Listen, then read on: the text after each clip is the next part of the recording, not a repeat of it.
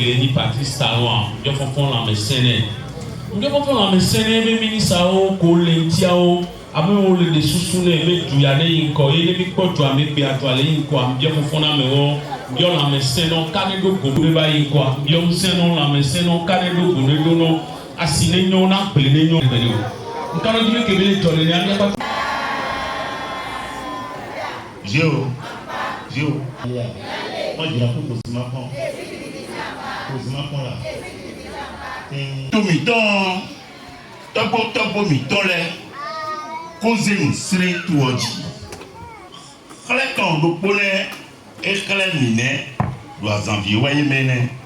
Il doit prendre bamio. Le chaba le kebe no kwa ko le meteke le bene bali banjo ki asu onto oni sa agbadu odo acho fufu oke agaju malemu papa de su kata maria o to hosu gede gba o cheche o le no be gba hun na yobo le toji adiyan aro pe mabu bayan ba mesi cheke gacha o no nlo to bo swami koko e gomina fa kokura si le kabi be hun ro pa gidawe agbeja pele akoko asu ese aliwo si aliwo no awu mesi agoso agotropo nlo na chaba gabri godo gatrotro gome e plutubluga abo gome tron e gazozo ma yabo abo si kakara kamo siwodu male obetro mi ha o ma je e mi ya de la konje zugbe nso a e be ye wula ta hu do goji mi yomi e tronja ta e tronja kuku e tronja kasa pe me godo amri ma jaba e kata malugoro aja sika bro sika e tron koko e tron bobo e kushrege e doshrege braka ni goro godo amri ma kuma ni kule e tron de lambre kune ko janta kini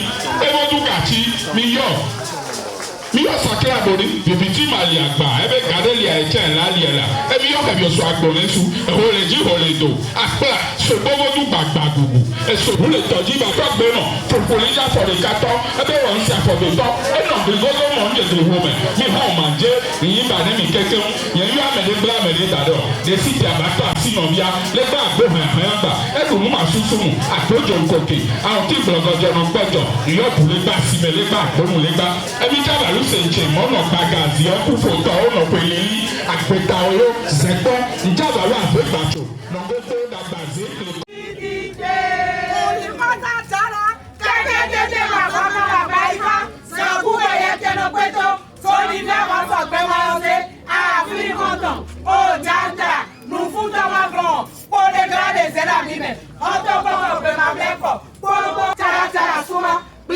Suma, Uta Batonanda, O Kita Bino, Wan Gozo Bino, O Kino no, Zelo Bukuma Dilema, Kalamaze, Sasa Grimazo, Ewa Jagamata, Chogo Tomaiko, Auma Yasa, Sewi Male Pofo, Pele Wevo Kaitio, Tirian Bataigla, Seri Wamete Kakai, O Chege Cheruozo, Pele Wamete Rotru, Fufuma Pase, Yezo Vitu Tumagama, Ative Baba, Ative Loco, Ative Numagebe, Alai, Numala, Etutu, Brutu.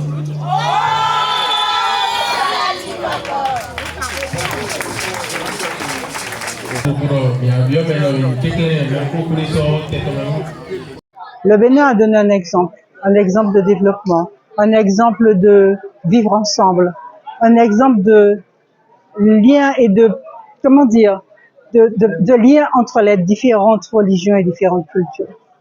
Et je crois que ce coup d'État manqué est un message pour dire que le Bénin ne veut plus retourner il y a 50 ans.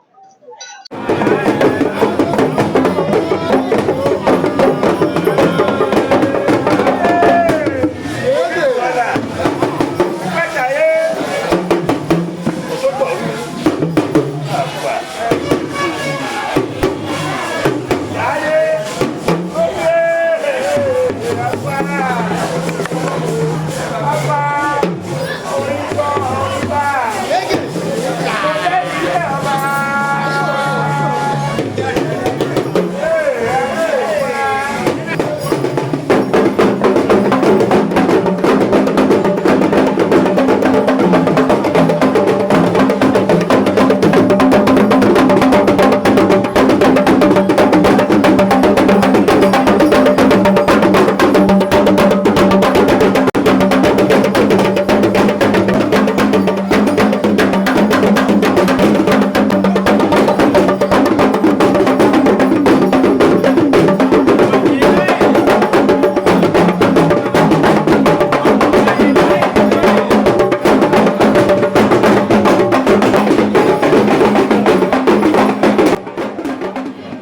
j'ai réuni une grande communauté de fidèles, de dignitaires et de hauts dignitaires du Vaudon ce matin dans deux cadres essentiels. Dans le cadre des cérémonies annuelles qu'organise tout Vaudon digne de ce nom. Les miennes ont commencé, voilà, 2 jours et se poursuivent jusqu'à mardi. Et c'est dans ce cadre-là que mes congénères, mes condisciples et mes patrons se sont réunis autour de moi pour célébrer le Vaudon, pour magnifier le Vaudon, pour chanter, glorifier le Vaudon. Ensuite, nous nous sommes réunis ce matin aussi et surtout, et c'est l'un des clous de ces cérémonies, pour prier le Vaudon, pour solliciter encore et encore le Vaudon pour la vie qu'il nous a assurée, pour la vie qu'il a assurée à nos dirigeants, pour la vie qu'il a assurée au Bénin. Je fais allusion au coup de force que nous avions eu la dernière fois. C'est une fois encore la preuve que le Vaudon est la vie, que le Vaudon donne la vie, que le Vaudon protège la vie. Nous avons chanté pour le Bénin. Nous avons chanté et prié pour le premier des citoyens, le président Patrice Athanase Guillaume Talon, afin que les Vaudons continuent de l'inspirer pour qu'il conduise le Bénin à très bon port, comme c'est déjà le cas. Nous avons prié pour que les fils et les filles de ce pays s'unissent, parce que si vous n'avez pas la paix dans un pays, vous n'avez pas le développement. Et le Vaudon est du côté de la paix. Donc, vont penser que c'est un acte politique ou politicien. Pas du tout. Nous prions pour le pays.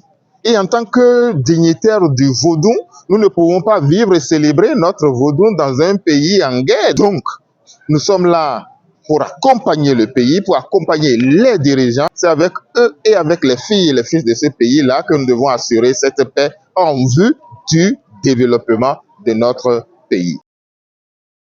Chaque fille, chaque fils de ce pays n'oublie jamais que la violence, que la force ne règle aucun problème.